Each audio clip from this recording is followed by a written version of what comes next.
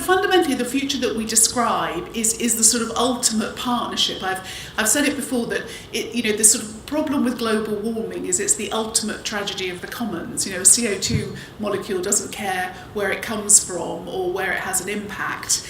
And I also firmly believe that no one group of actors, whether it's the public sector, the private sector, the global north or the global south, can solve this problem on their own. It has to be something where we kind of step out of the silos that we often work in and work together to tackle climate change. And I can see many of those silos being broken down just by virtue of who's in the room today. And I think the variety of people we have here and the quality of the audience is a pretty unique factor. I often think we don't kind of celebrate enough just how far we've come in the UK and how much we are in the driving seat of so much corporate action and indeed government action in this space. And I find that trajectory accelerating now, that increasingly there are more companies pledging actions, there are more urgent conversations, there are more ambitious asks being made of government. And I think what's driving that is the sense of urgency that is very palpable, and we've seen the amazing school children strikes, we've had some pretty impressive direct action already in the UK, a real sense of urgency and almost of anger that's growing around this. But also a realisation that by taking action, it's not a win-lose situation. For so long, this is portrayed as, doing the right thing was costly and would lead to problems in terms of economic transition. You would have an unjust transition, if you like. And increasingly, we're moving away from that and quite obviously seeing that there is a win-win situation that is actually out there and can be captured. And you will have seen the ONS numbers just last week saying that the low-carbon economy in the UK is growing at about 7% year on year. Quite a lot better than the rest of the economy, that jobs continue to be in the several hundreds of thousands, and actually you will have seen in Green GB Week the work that we did in Bays asking millennials, which is a terribly obnoxious word, but that it encapsulates that group quite well. Where did you want to work? And over 65% of them said they wanted to have a so-called green collar job. They actually wanted to be working for organisations that were part of this transition. They just didn't know how many jobs were out there. So it is becoming a really important aspect both of growth and also of talent recruitment that companies like yourselves are in the low carbon space, and indeed governments in the low carbon space. And we continue to put flesh on the clean growth strategy that you saw published almost over a year and a half ago now. The green finance work that we find so important for kind of liberating this capital that we know wants to invest more and more in low carbon opportunities. We just announced a new 20 million for a clean growth venture capital fund and a new green finance initiative.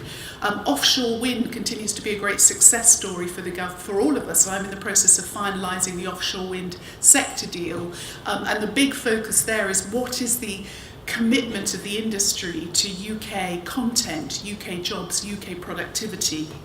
Some of you will have come to the Carbon Capture, Usage and Storage conference we had in Edinburgh just before Christmas, where we set out a really detailed action plan for how we're actually going to get to at-scale deployment of CCUS over the next 10 years and embed it crucially in decarbonising heavy industry. Not just, it's always been portrayed as an add-on to generation, it has a role in that, but actually it's a fundamental part of how we decarbonise heavy industry. And you'll have seen that we put clean growth as one of the four main pillars of the UK's industrial strategy, one of the four fundamental things we think that the economy will need to adapt to and also benefit from, the others being an ageing population, the future of mobility and AI and digitisation. And that is driving how we allocate funding through the Clean Growth Grand Challenges. It's driving how we think about cross-government decision-making when we're talking about housing or transport. It's an absolutely fundamental way in the way that government and the economy are working together. So we're going to keep doing what we need to do to deliver on that action plan, and there'll be lots and lots of conversations where we'll require your input.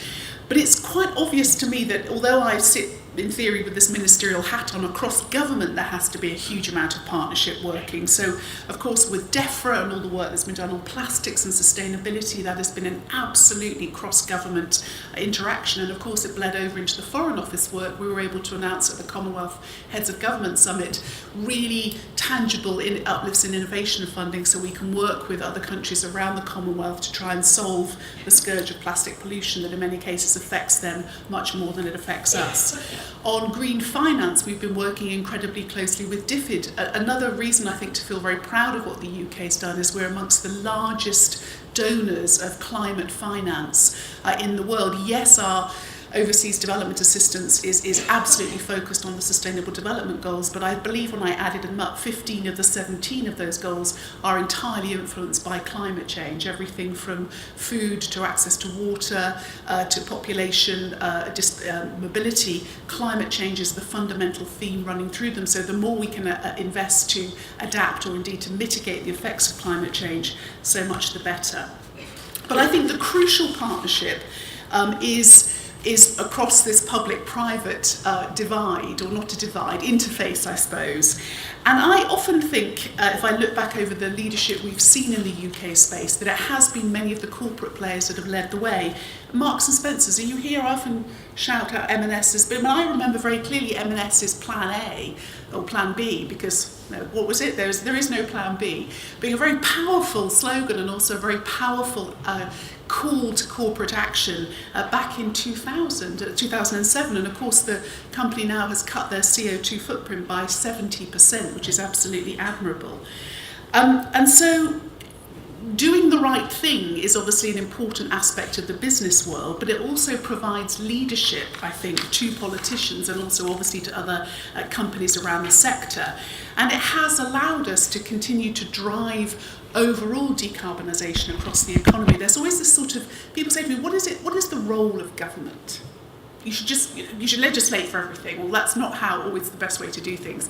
And I think it's threefold. One is to set ambition, which is why we have our clean growth strategy. It's why we have the carbon budgets. The second is absolutely to regulate or to incentivise, to kind of come up with the policy tools.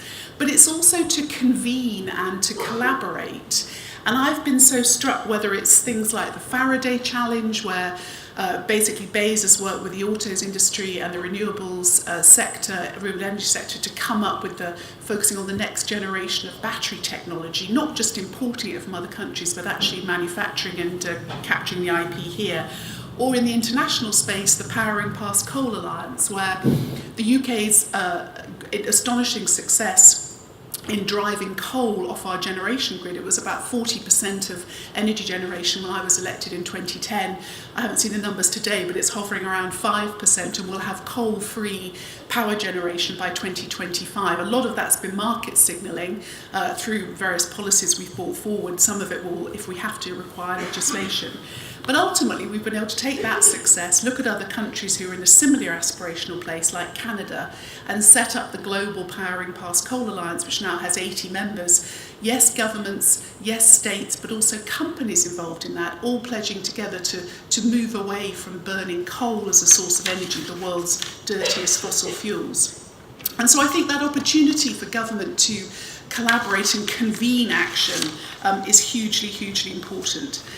So just to spend a couple of minutes finally on what the future looks like. I'm trying to think, what you've got some amazing title for this. So what's the title for this today? It's some incredible sort of embracing the fierce urgency of now, which is a wonderful rallying cry, and taking that to the future.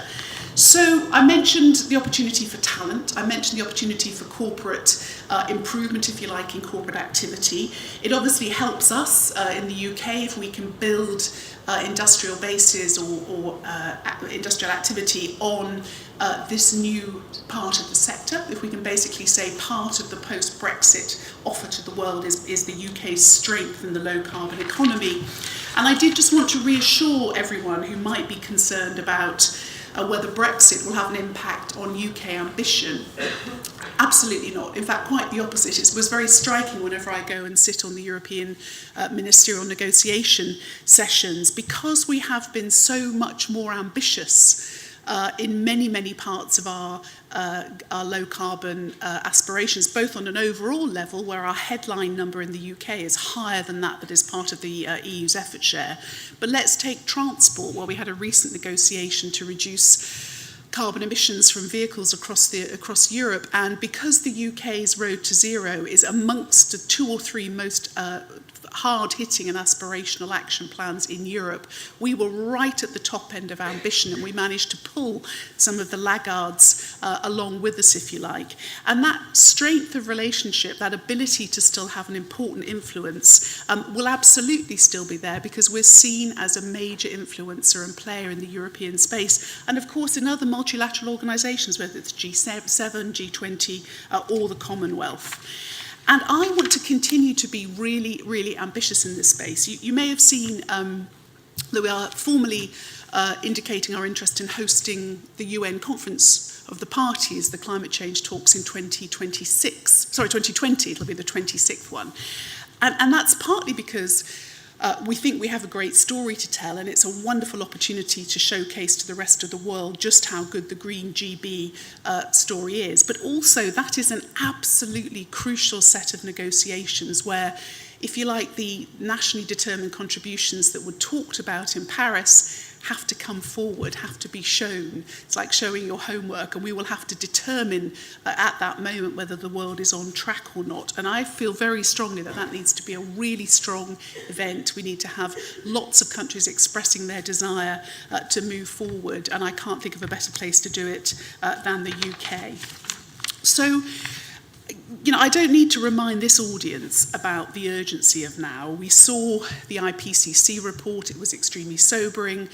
Our response to that was to be the first developed country to actually ask for formal guidance on how we get to a net zero economy. There are lots of sort of empty pledges out there, but if you start to unpick what's actually been promised or said or delivered in policy terms, you'll find that it can be very thin. And again, as we've done in all of these areas, we need a very detailed action plan, one that will hold successive governments' feet to the fire. It's all too easy to make pledges that last through a political cycle, but we have to keep making commitments that will last 5, 10, 15, 20 years. And I think to do that, we will need to step up our efforts to form these long-term partnerships and to work together and have your work inspire us in government as to how much further and faster we can do, and also for you to tell us what it is you need from government to help you achieve your amazing action plans as well. There's a huge amount to do, but I am happy, what was your word? Happy heroes. Happy. Always optimistic about this. I actually do think that this is an entirely doable action plan if we work together. So let's get on and do it. Thank you very much. Thank you.